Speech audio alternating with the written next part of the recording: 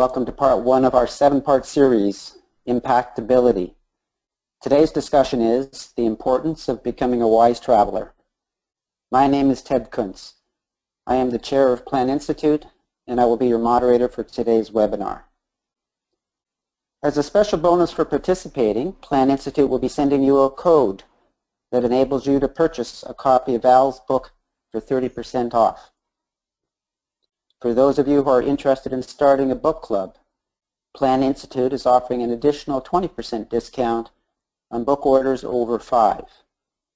To order your copies, please go to the Plan Institute store or email Plan at inquiries@plan.ca for bulk purchases.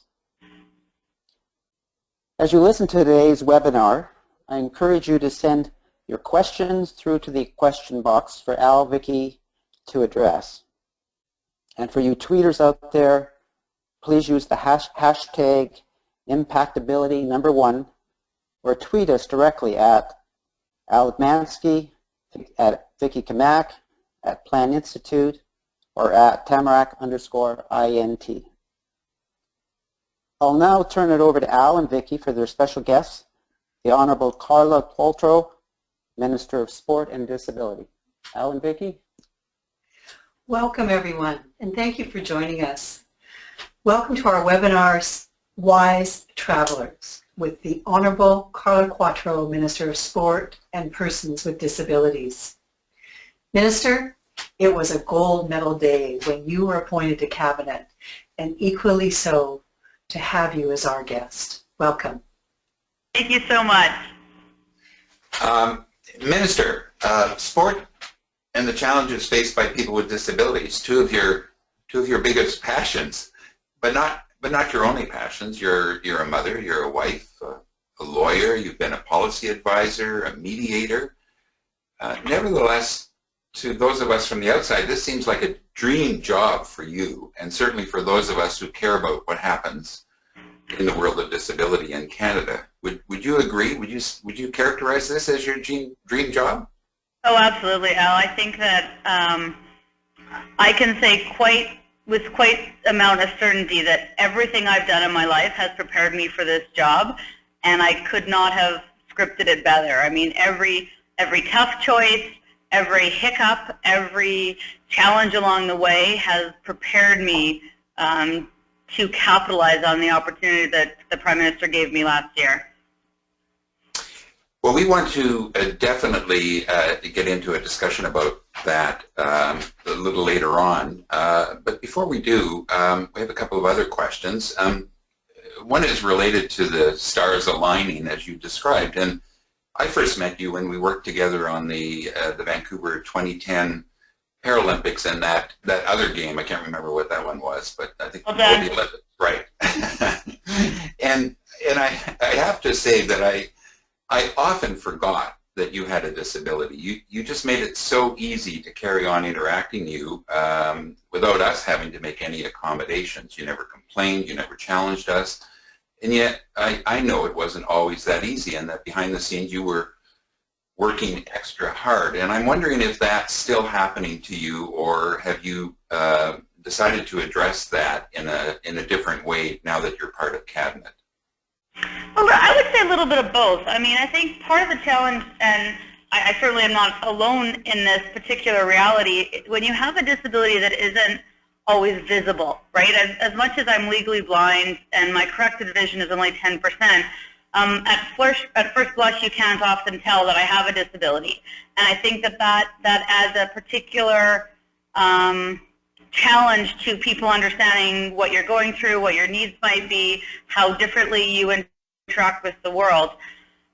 So in that regard, things haven't changed, right? Because it has always been one of my realities that people assume I'm fully sighted.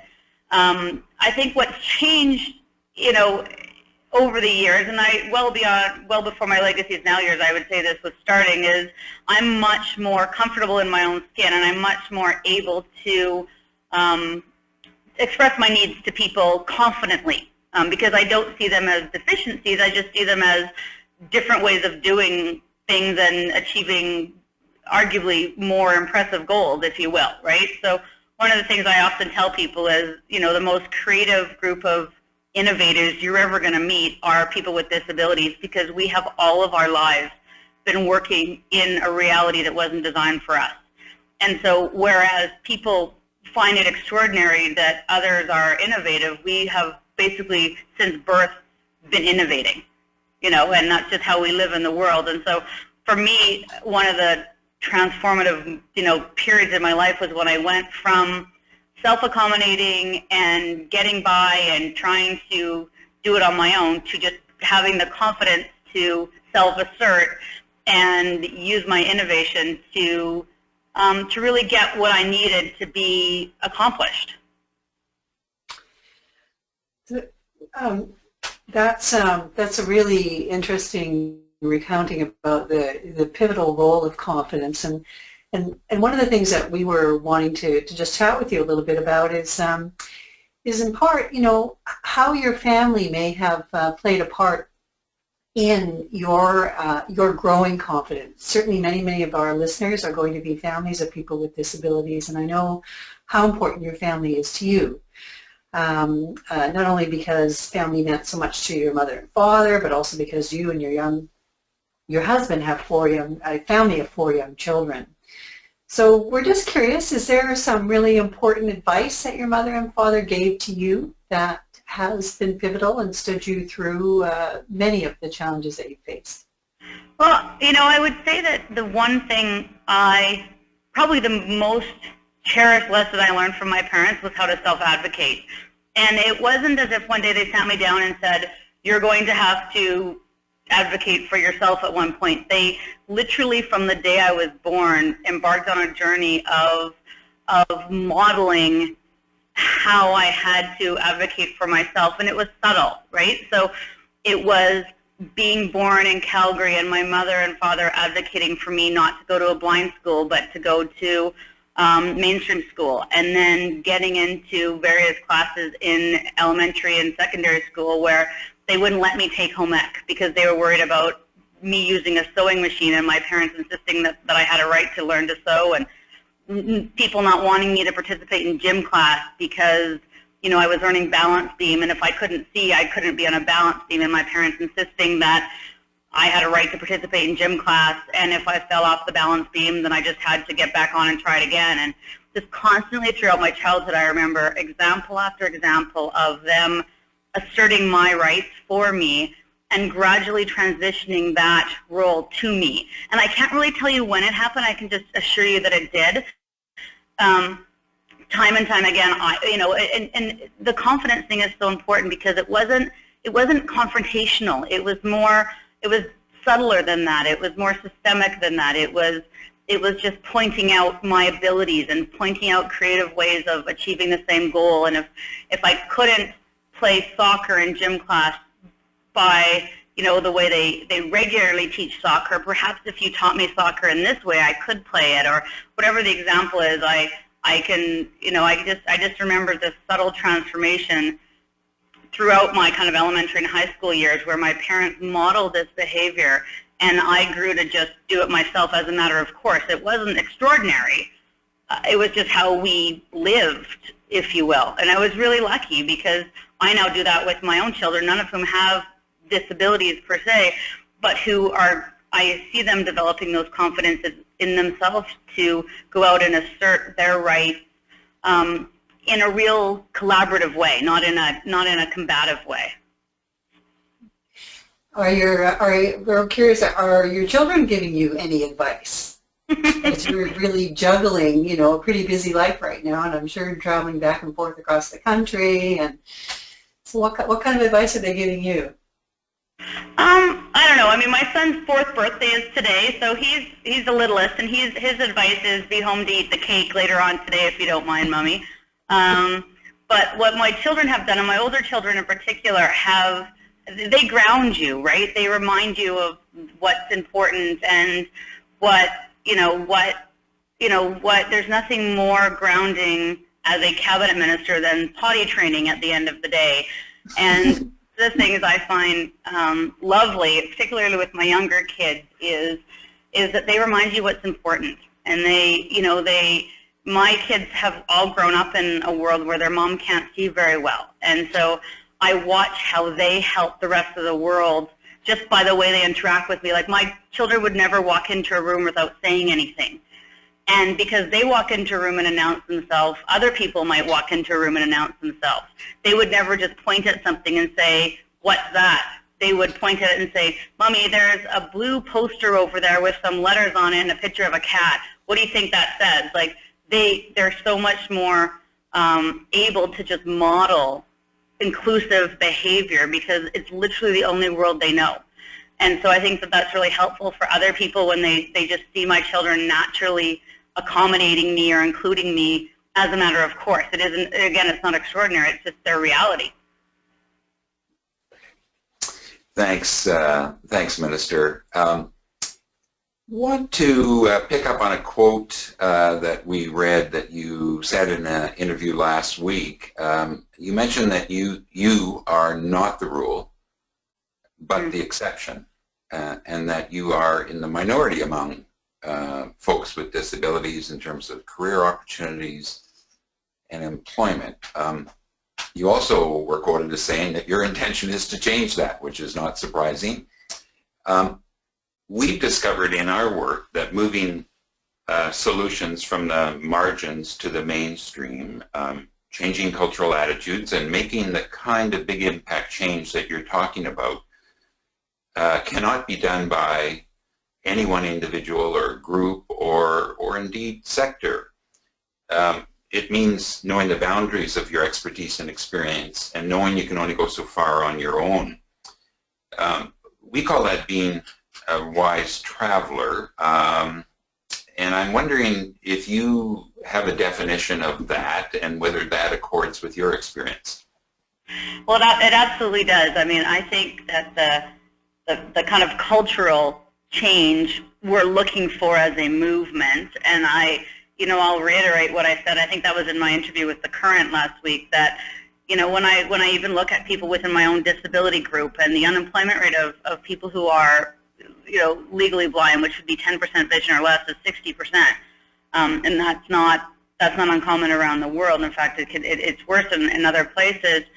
But I think that the power that we can bring and the accelerated change we can deliver will be through networking and partnerships and collaboration, and again, having the confidence to not do it on your own, right? And that's another, I think, trait, I would say, of many of us who have disabilities and who are successful, is having the confidence to build networks and, ask for help and understand what other people can bring to the table. It was a lesson I found fascinating when I was, just after I graduated law school, I was articling, and I would see my fellow students struggle to avoid having to ask for help and not wanting to know where to go to look up an answer or to find what they needed or the resources that were available to them. And I would just confidently walk into a senior lawyer's office and say, can you put me in the right direction? Can you help me? Can you advise me?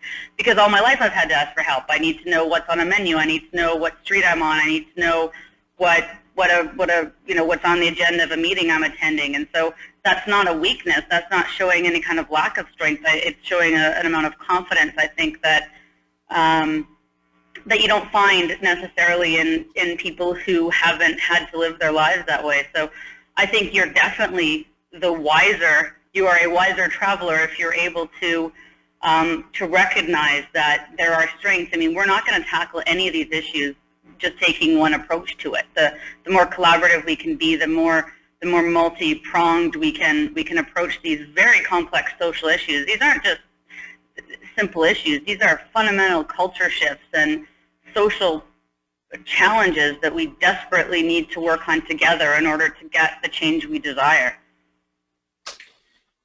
Asking for help, working together, two pretty essential qualities and traits of a wise traveler for sure. I think I'm correct in saying that all of your medals in the Paralympic Games were in the relay. Is that right? Yep. So you clearly know the value of working together and the importance of a team mentality. I have to confess that even though that advice that you've given us is very important, I have to confess that I'm still working on it, and that sometimes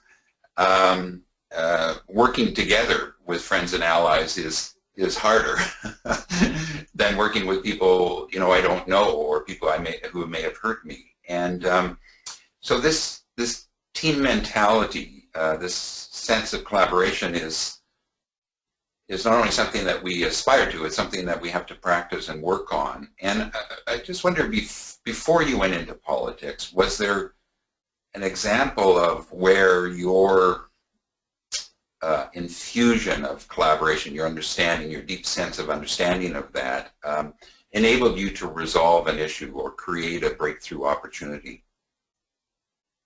Well, that's a good question. I guess, as you spoke, Al, I was thinking again about my family dynamic growing up, and that was so key to developing my own sense of collaboration, because I honestly believe I was born into a team, right? And we were a family dynamic that was a team that tackled the world together, and that the kind of the sum of our parts as a family was greater than the individuals, for sure. And so that was just how we approached life. If one person needed help, the others just naturally would kick in. So that's where it started for me.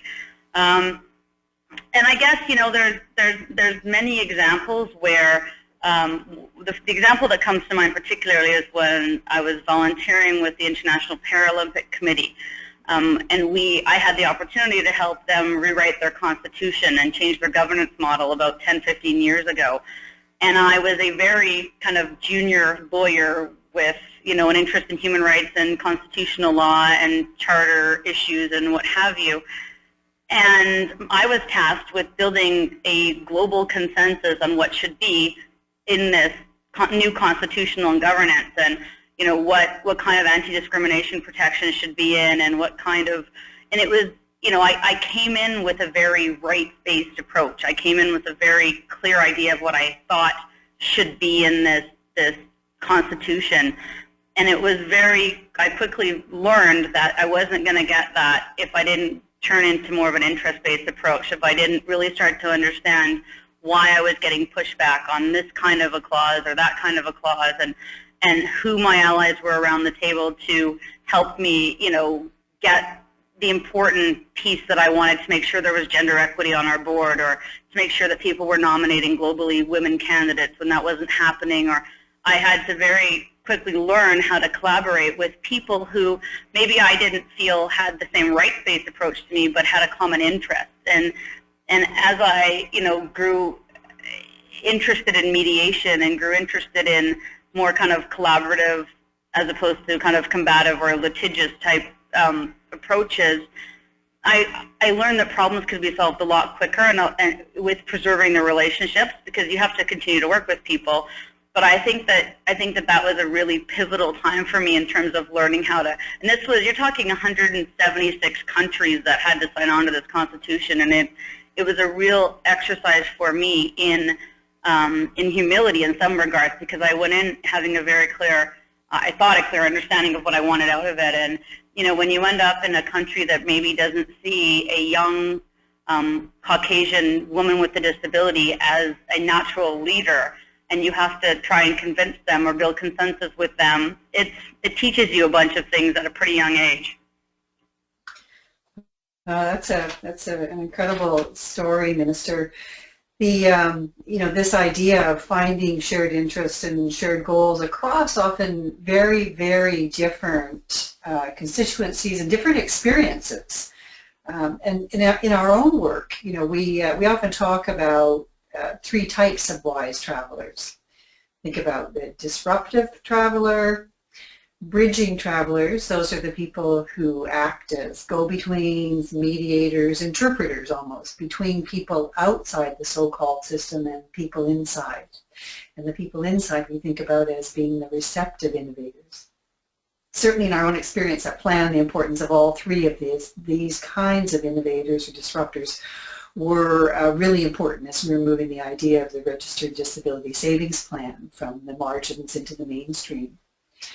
We'd love to hear just some of your thoughts about the importance of this idea of trailblazing and innovators and disruptives in the disability world. Well, thank you. I think that, I mean, that's a really interesting categorization, and I'll give a quick example, not from the disability world, but it recently occurred to me. Is in Canada we've had an athletes' rights movement, and not so long ago, kind of in a historical perspective, athletes didn't have any rights. The decisions were imposed on them, contracts were imposed on them, the inequality of bargaining power. You got on an Olympic team, you can get off Olympic team just as quick. And there was a group of athletes that were this disruptive force that started to be active in changing that and putting athletes at the center of decisions that were being made. Notably, this same group also championed the equity between Olympic and Paralympic athletes that we share today. And then the next wave was these bridging, and I would say I would have been of the generation of the bridging athlete advocate, if you will. And I was talking yesterday with a group of the more disruptive generation, and they were saying how difficult they found it to transition once we were invited to sit at tables as athletes into the boardroom, and how they were so used to knocking on, banging on their fists on the doors and insisting on the right to be let in, that they didn't really know how to transition once they were let in. They didn't know how to be effective around the tables that they fought so valiantly to get us a seat at. And it just makes me think of that's a really interesting reality that, that you're talking about is, can the same person be both disruptive and bridging almost, and I don't know, maybe some personalities can, but we just had this long discussion 2 nights ago at a bit of a reunion about that very phenomenon you're talking. Well, in some ways, we see you as the quintessential model for all 3 roles, and that you've moved through them, and that I think it's probably true at different stages in our life. We move from being a disruptor to perhaps a receptive innovator, and at other times we're the bridger, the person who interprets the importance of the disruption to the system, if you will, and the person who explains the way the system works to the disruptors so that they don't take it personally. You've already mentioned your willingness to seek advice, particularly as you were starting out, and I recall you once telling me that you also made a point of searching out older, more connected and experienced people, and simply saying to them, "Will you be my mentor, or can I talk to you regularly to get advice from you?" I think you just made it, a point of tapping into that expertise and experience for your benefit. Could you talk a little bit more about the importance of these kinds of champions, mentors, or bridgers in your own life? Absolutely. I mean, I'm gonna do a bit of a Etmanski fan club moment here, and you knew this was coming, Al, so just bear with me while I go down this road. But one of the pivotal points for me in my kind of road along the disability advocacy trail was, it happened around 2008, 2010 when we were working at Legacies Now, and we were trying to use the platform of hosting the games to advance more broader social policy objectives. And for me, that was around disability issues. So helping people who normally wouldn't benefit from hosting a games like an Olympic and Paralympic Games really to benefit and really to leverage this opportunity. And I did a circuit where I was speaking to the Board of Trade and Chambers of Commerce, and I was standing up and I was talking about hiring people with disabilities and how it was the law and how we had this duty to accommodate, and all the cases I'd studied and the litigation I'd been involved in personally, and how businesses had this duty, this legal obligation to accommodate, and eyes would glaze over and people would kind of nod their heads, but I didn't feel connected. And then I kind of got to the point where I would appear before the same people and I would talk about the moral obligation. It's the right thing to do. We're Canadians. It's one of our, inclusion is one of our values, and that tugged at heartstrings, but again didn't really compel any action. And I remember sitting down with you and Stephanie Cadu was there, and we kind of started talking about the again an interest-based approach, the kind of business case for doing it, like why if knowing your audience and letting go of this kind of rights-based or moral-based approach in favor of speaking the language of the people you were talking to. And standing up in front of the Board of Trade and just talking about the business case and why would you hire? What are the economic drivers that that suggest this would be a good idea for your company? And all of a sudden, all these different expressions turn to interest, and because they could relate to this. And now you're talking my language, Carla, and yeah, we knew it was the law and we knew it was the right thing to do, but all of a sudden now you're talking how my bottom line is going to be impacted. And I struggled with this for a long time. I felt like I was, selling out a bit, that I was, that people should be motivated by more pure reasons than just, it's in my interest. But the kind of growth there, and the lesson I took away from you was that they're not mutually exclusive. For one thing, something can be, at the same time a legal obligation, a moral obligation, and be substantively, a good, compelling business obligation or reason to do something. But just that your kind of appreciation of appealing to the interests of the people you're talking to really stuck with me and has since. And I cherish the time you and I worked together as with others, where I just felt like I just sucked up all the life experience you had to offer and were so willing to share. But other people too, I've always been very comfortable just picking people's brains until there was nothing left to pick, if you will. That's great. That's great. Well, I think that example of our, of the economic self-interest, if you will, I think you're right. All is true. People, I think we can appeal to the better angels of everyone's nature. But sometimes you have to make it easy for people to do the right things, and that, I think, often is talking or translating what we're talking about into their language. So anyway, yeah, those were fun times.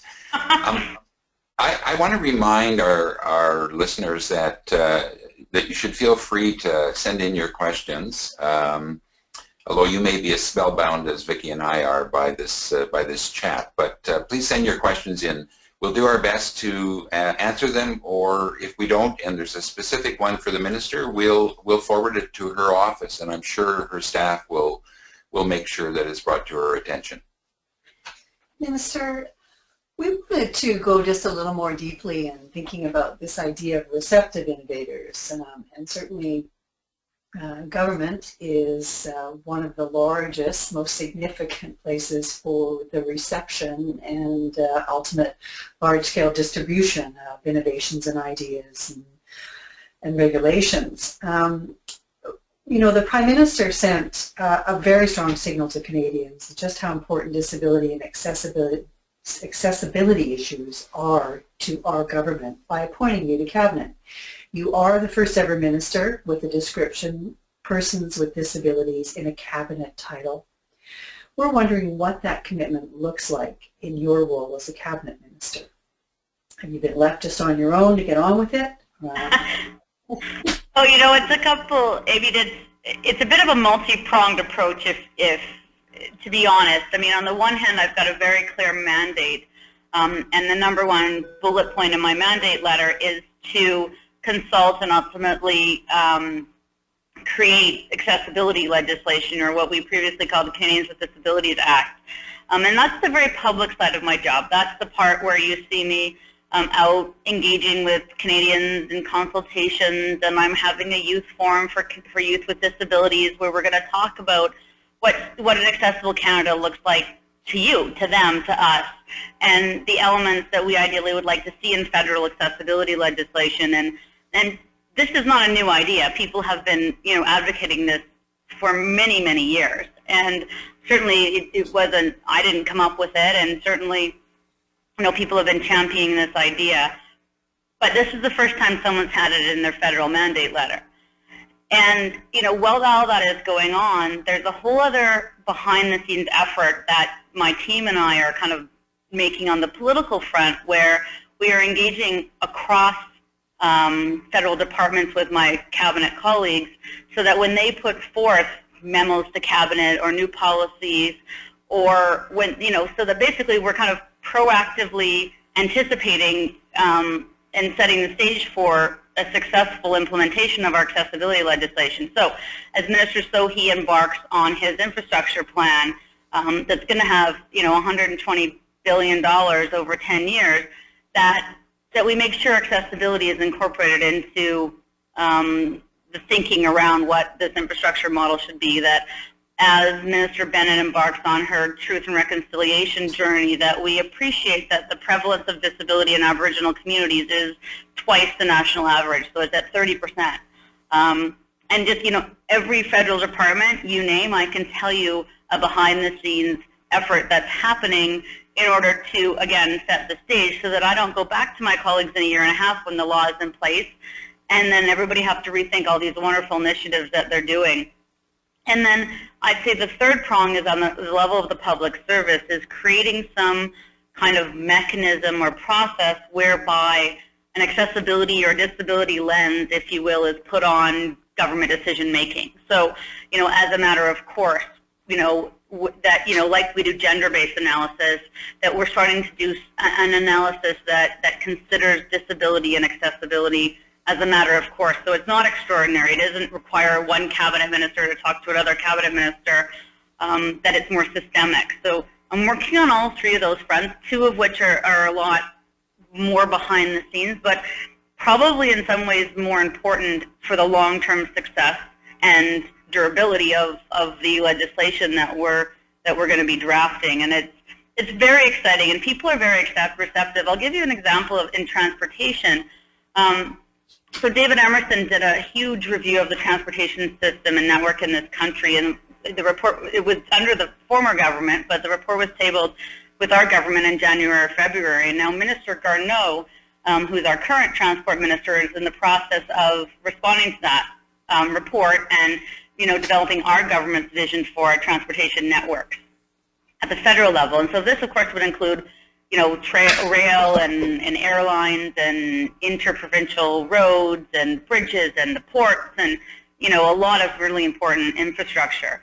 And there was a whole section, there was a whole chapter in Emerson's report on accessibility and accessible transport and positive traveler experiences. And I can tell you that I have been lockstep with Minister Garneau as he has embarked upon responding to Emerson's report and creating his own vision for the transportation sector in this country, that he has, ensured both that I and my team were consulted, but that his public servants and the bureaucrats within the Federal Office for Disability Issues, had a very integral role in what should a good traveler experience be? What should, an inclusive traveler experience, what does that mean from the moment someone leaves their home to the moment they get on the airplane or they arrive at the airport and get on the airplane, and, and what kind of infrastructure needs do we have? We hear regularly about people who can't access via rail, or they're having trouble with their mobility devices on Air Canada. And it's this notion that it wouldn't occur to Minister Garneau to be responding to this report now without consulting me and my team, and consequently the Federal Office of Disability Issues. And this kind of consultation, this kind of being a part from the start, has not happened previously in government. At the very best, it's been a reactive kind of, responsive afterthought, where people have said, okay, this is what we think it should look like. Did we miss anything? And someone would have to put up their hand and say, yeah, accessibility. But that doesn't happen right now. And to your point earlier, that the message the Prime Minister sent in my very appointment, and the very fact that I'm sitting at the cabinet table as a full cabinet minister every week, every memo to cabinet, every discussion across every file, people are reminded that accessibility is a priority, and they better be thinking about it in their own work. This is a remarkable insight and teaching moment, I think, for all of us who are advocates or who work with government to understand. And because the theme of this whole series is impact, you are not just the minister responsible for persons with disabilities, but in order to have that kind of impact on our collective behalf, you have to pay attention to what else is going on in every other cabinet portfolio. It's phenomenal how how wonderful that you're there. And I'm wondering if, and maybe this bridges over into cabinet confidentiality, but I'm wondering if there are any informal opportunities. Do you get lots of those to infuse your thoughts and ideas, your determination, your insight about accessibility, about participation, about contribution? Any informal briefings you get opportunities to provide, any chats with the Prime Minister? We won't tell. Oh, absolutely. I mean, yeah sure. Yeah, I mean, absolutely. I mean, there's the access I have to both the Prime Minister and Cabinet is quite unique, you know, and it's the kind of teachable moments, right? And you know, I've had them where the Prime Minister has, you know, just taken me aside and said, okay, somebody asked me about your disability. I don't know as much as I should. Tell me about it. And I got the opportunity to explain to him, you know, what I can see and how, you know, that I was born with this disability and what that means in terms of how I learned and how I interact with the world and the influence my parents had, and just all these kind of insights into my personal situation, but also that will inform broaden his understanding overall of disability. But then there's just the opportunity to be at a cabinet retreat and have dinner with a group of cabinet ministers, or be on a 5-minute break from a cabinet meeting and, you know, overhear a discussion on, you know, we're working on a national housing strategy, and, you know, someone says, can you take a look at this pamphlet? Do you think, you know, do you see yourself in it? And I might see a draft pamphlet that has a building with a set of stairs on it and say, I can see myself in it, but not my friend who's in a wheelchair. If we put a picture of a building without stairs, that would be more inclusive. And the next version of the pamphlet doesn't have stairs in front of the building. And it's just these kind of moments where you realize that you are so fortunate to have this access. You know, I get to make presentations to the Liberal caucus, so I get to sit up in front of 185 Liberal members of Parliament from across the country and talk about our accessibility legislation.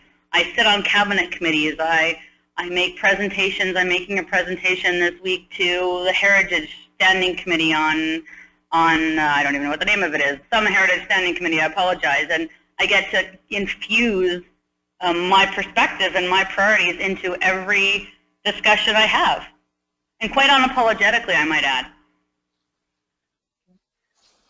Thank you. I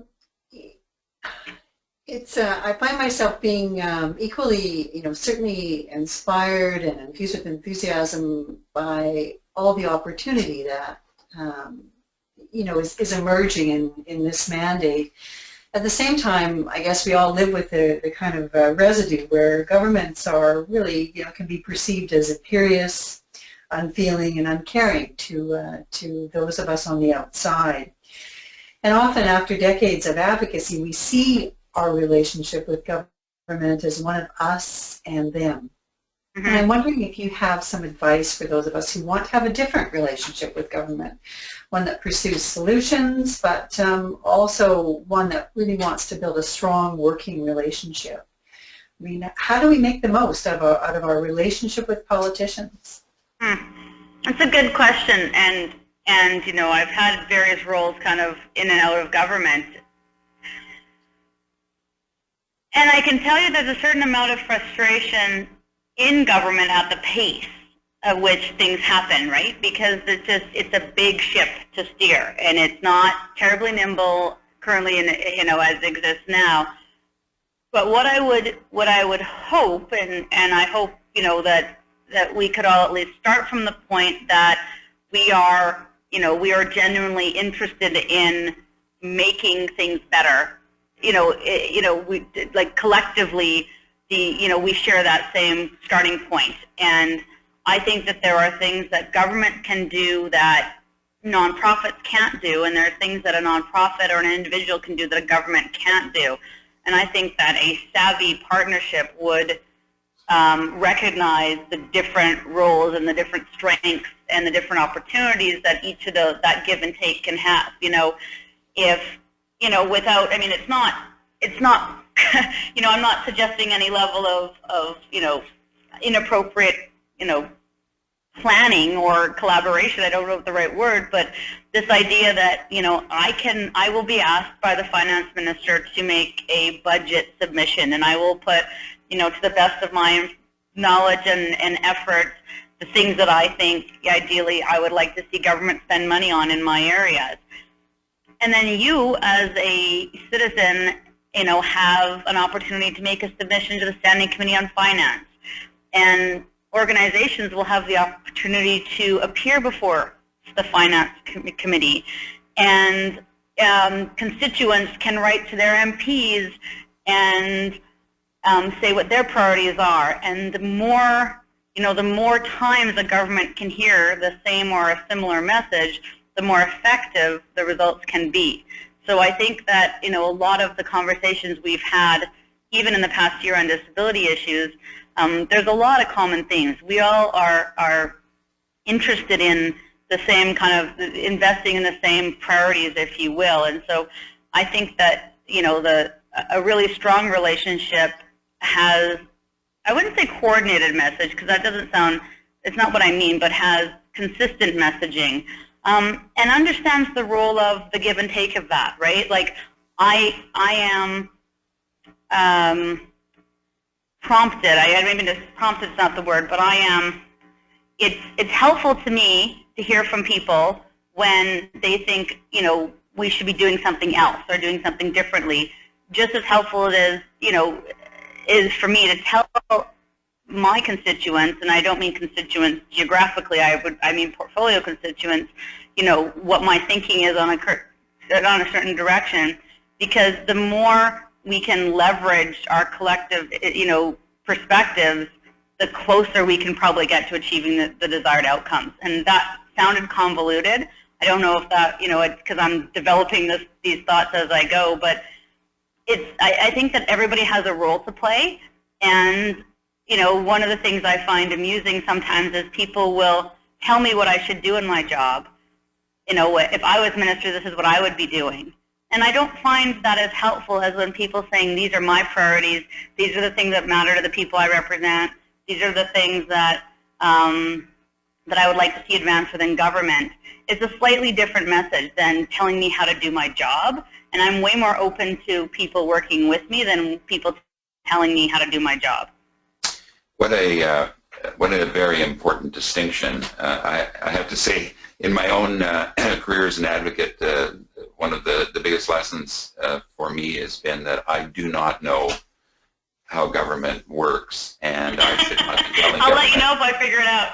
Yeah, but I should not be telling government how to do their job, and that I should focus on what it is that our membership, our constituency, our family needs, and to be articulate about that. And I just want to pursue a question that came in from one of our listeners around this notion of unusual suspects, because of course there's always people who are very good at getting their points of view into government, but then there are others who may never have done that before, or are not quite sure their views will be considered. And I have a sense already from what you've said and knowing you that you are committed to reaching out beyond the usual suspects. And the question from one of our listeners essentially has been that. Do you have a thought on that, Minister? Well, yeah, I mean, I think that in any kind of system, there will be people who get their views across, whether or not the system, is enabling or whether the system is absolutely prohibitive. And, we don't have to worry about those people being heard, because they will make themselves be heard. And I don't disrespect those people. I absolutely respect them. My personal interest is making sure that people who aren't those people have a variety of ways to be heard. And when we sat down and designed our accessibility legislation consultations, our goal wasn't to make sure that the usual suspects have a forum for telling us what they thought this should be in this law. Our goal is to really engage Canadians who have never before been at the table or felt like they've been heard or had a vehicle through which to make themselves heard, those are the people we wanted to hear from. Because we knew we were going to hear from, as you say, the usual suspects anyway. There are organizations that are sophisticated, that have the means, that have the channels into my office or into the Office of Disability Issues.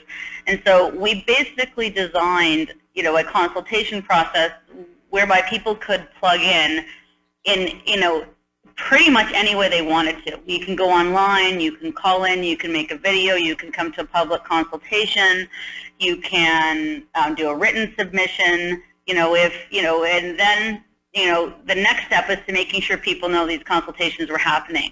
So how do we advise, tell as many Canadians as possible that this is happening so that they can then avail themselves of these opportunities to be heard. And so we did what we considered to be as robust as possible education and awareness campaign, if you will, about the fact that this was even going on. And then we looked at what barriers still existed to people participating in this process. And for the most part, those were financial. And that's why in Budget 2015, we announced $2 million to give to organizations and groups to bring people to consultations and to hold their own consultations and to engage with their stakeholders directly so that those people's voices can be heard. So, creating opportunities for inclusion is not a one-size-fits-all endeavor. It is really creating a host of opportunities from which anybody can choose. When you give me one thing to choose from, that's not really a choice.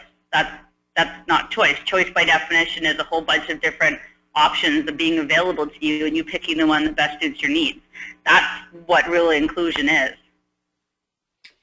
So very, very interesting. The wide variety of options, and just as we begin to come to the end of our time here, we're curious about another way of thinking about options, which is, pathways in when we're thinking about social change. And your roots in sports are lifelong. You were a world-class athlete, and you've maintained your connection certainly to sports and athletics throughout your career. And we're curious what your thoughts are about what it is about sports that touches people. And we may want to venture into thinking about the arts as well. And how do these, how does sports and the arts, how do we carry that work into our social change work?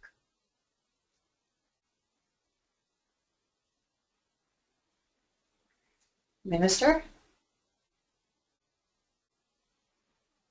I wonder if we just dropped our call.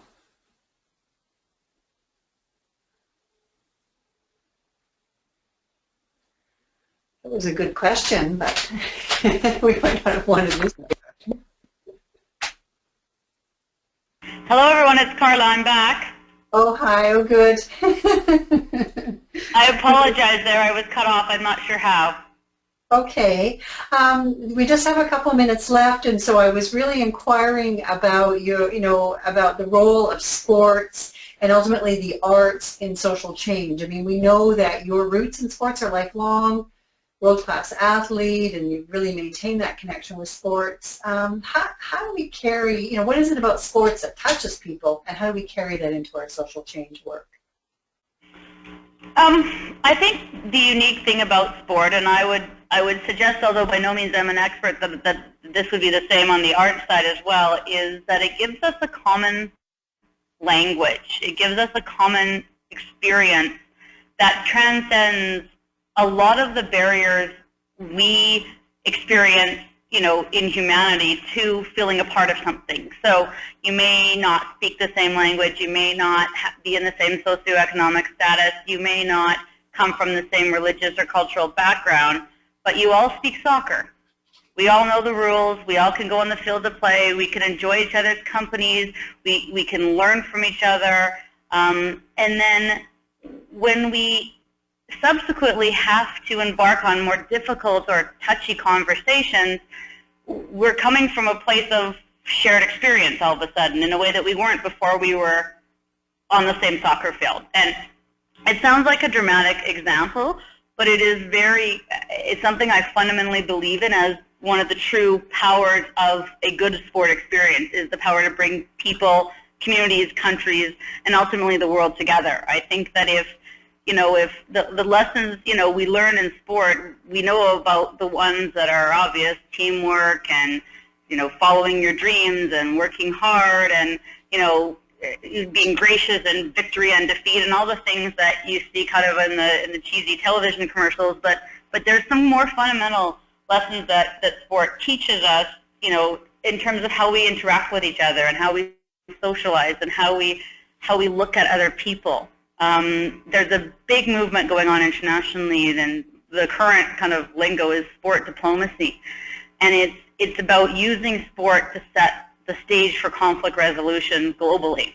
So this idea that if foreign affairs ministers in two not so amicable countries need to discuss a very difficult conversation, a precursor to that conversation may be a sporting event where their soccer teams play against each other, or where there's a friendly wrestling match, or you bring some Canadian athletes into a refugee camp and give the kids some, simple sport equipment. And this kind of shared experience of sport that's both simple and common brings people's guards down and reminds us that we have a lot more in common than perhaps we thought a week ago. And I think that's the same for sport, and I think it's particularly true when you have marginalized or underrepresented groups playing sport. I can tell you unequivocally that I would not be where I am today if it wasn't for sport. That I would not be sitting at this desk as a cabinet minister talking to you if I didn't have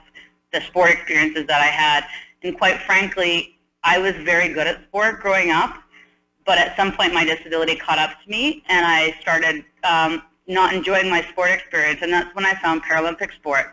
And if I hadn't have found a positive sport experience in Paralympic sport at that time in my life, I'm absolutely certain I wouldn't be where I am, because that's how important sport was to me and to the person that I became.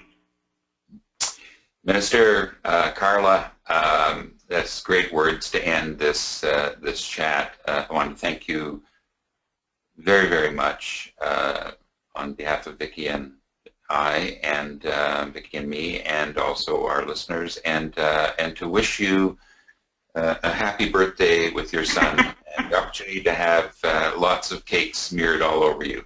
Well, I appreciate that, and I'm definitely going to take my son up on his offer. Thank you both, Al, Vicki, thank you. Thank you to your listeners, and I look forward to speaking again in the future, hopefully. All the best. Thank you. Take care. Ed, back to you. Thanks. Well, Alan, Vicki, and Minister, that was a great conversation.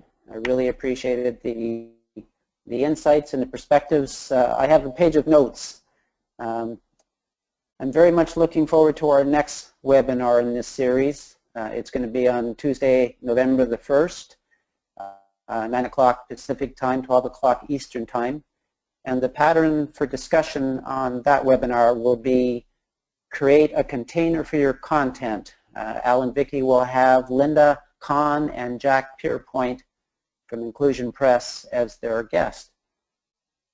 I want to remind our listeners to pick up their copy of Impact at the Special Plan Institute price. You'll be getting a discount code for that. I'd also like to thank all of our partners who supported Plan Institute and Tamarack in hosting this webinar series and helped make it possible. Last but certainly not least, I would like to thank all of you for joining us on this webinar today.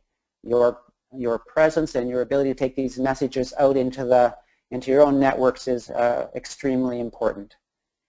Remember to look for an email later this week that will have links to the audio and other material that was in today's webinar, as well as the discount code.